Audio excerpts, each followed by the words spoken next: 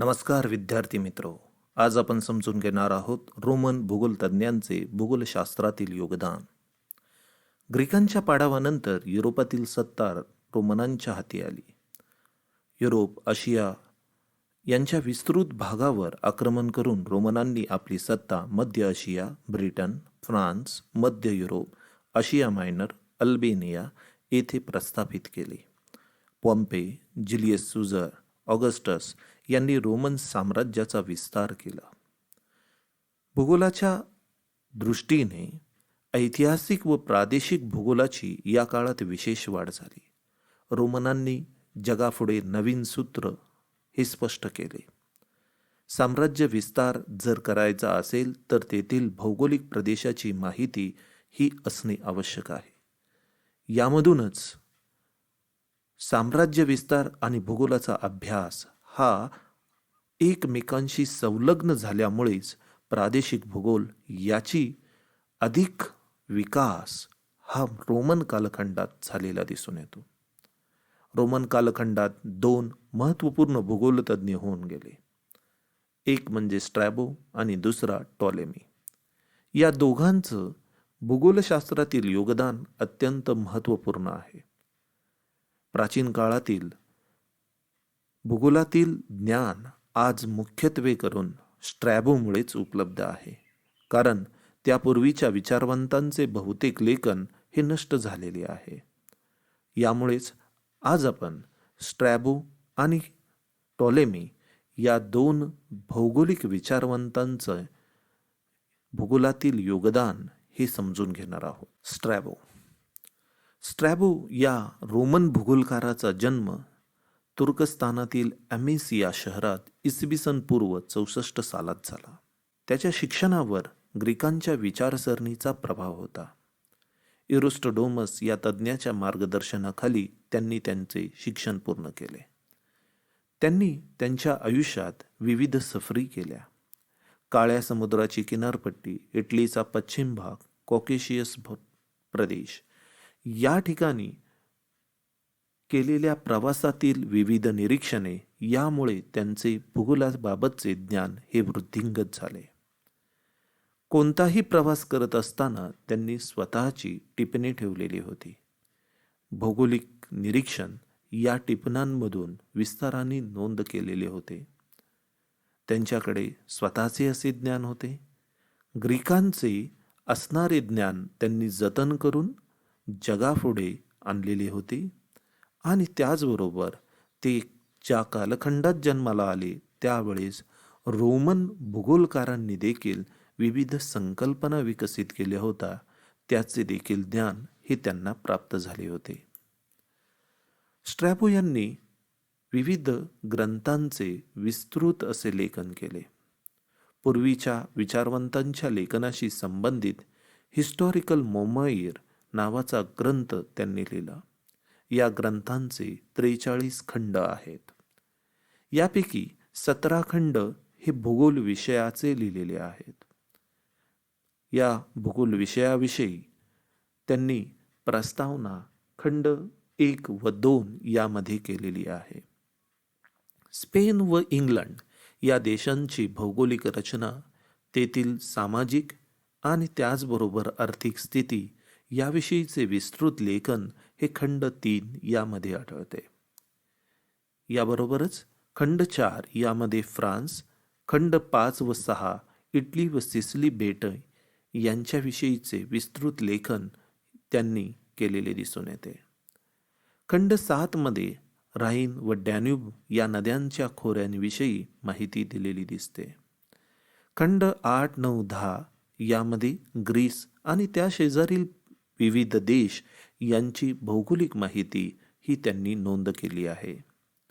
खंड 11 ते 16 यामध्ये आशिया खंडाच्या विषयी भौगोलिक माहिती स्पष्ट केलेली होती.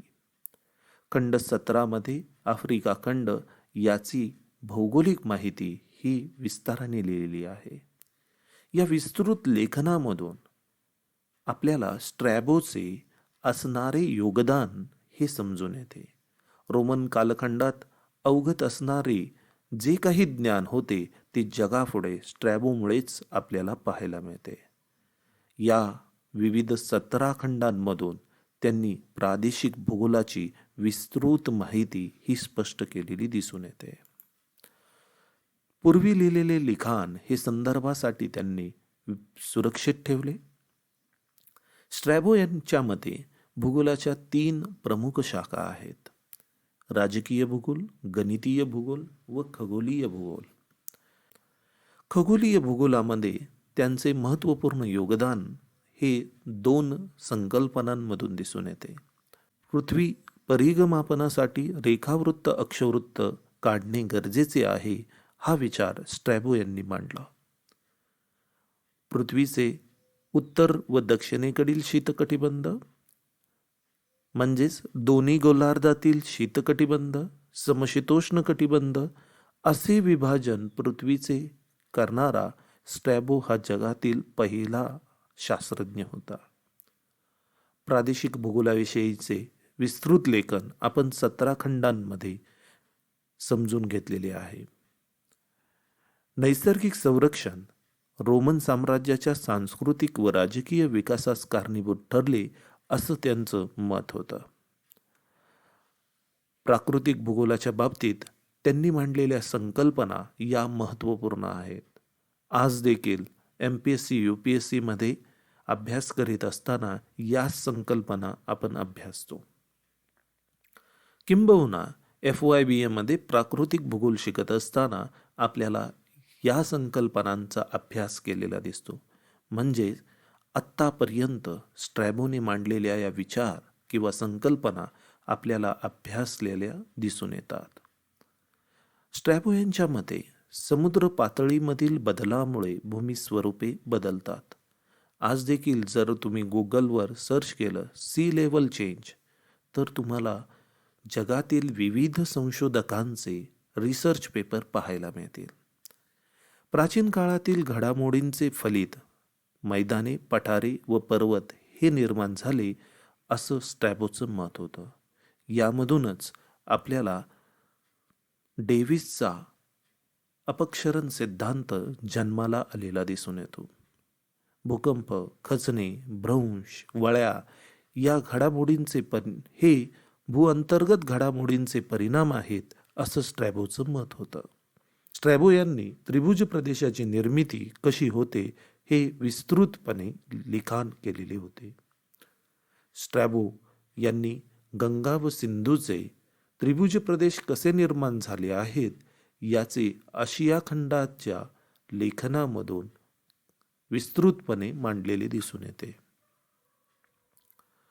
सांस्कृतिक भूगोलामध्ये देखील त्यांचं योगदान हे महत्त्वपूर्ण आहे.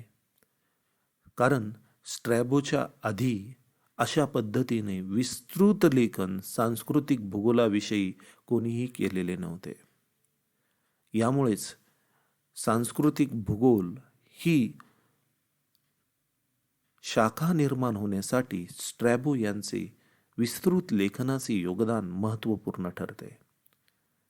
स्ट्रॅबो यांनी वेगवेगळ्या संस्कृत्या, तेथील शासन स्वरूपे, रीतिरिवाज याबाबत विस्तृत लेखन केले.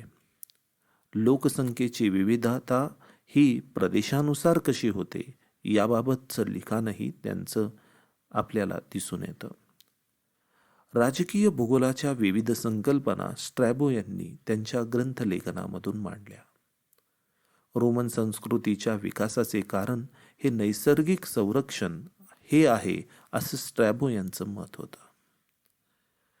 इतिहास आणि भूगोल यांचा सहसंबंध स्ट्रॅबो यांनी स्पष्ट केला.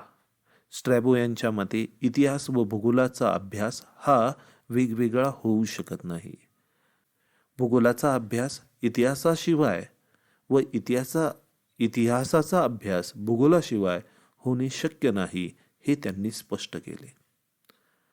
भौगोलिक प्रदेशानुसार हवामानात बदल होतात आणि हवामानाच्या या बदलामुळे वनस्पतीच्या प्रजातीत फरक पडतो असं स्ट्रॅबो यांच्या लेखनामधून आपल्याला दिसून येतं. अशा पद्धतीने या तज्ज्ञाने वनस्पती प्रजातीतील फरक यामधून जैविक भूगोल, ऐतिहासिक भूगोल, सांस्कृतिक भूगोल व राजकीय भूगोल, प्राकृतिक भूगोल या शास्त्रांच्या विकासासाठी महत्त्वपूर्ण असे योगदान दिलेले दिसून येते. धन्यवाद.